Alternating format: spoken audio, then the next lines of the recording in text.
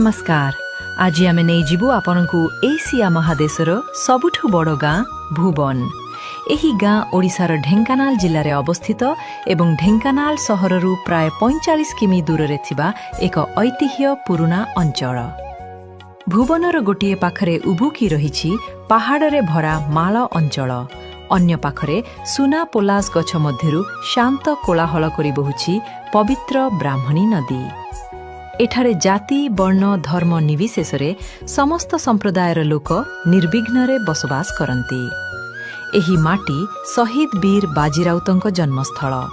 से बलिदान साहस और अन्यायर विरुद्धरे रोषर जीवंत प्रतीक। भुवन भारतरे कंसा बासन पाई प्रसिद्ध। एठार शिल्पी माने हातरे गढ़ा थाली घंट लोटा गृह सजा सजानी तैयारी करती ओ अत्यंत सूक्ष्म तारकसी काम भुवन को अलगा परिचय देछि।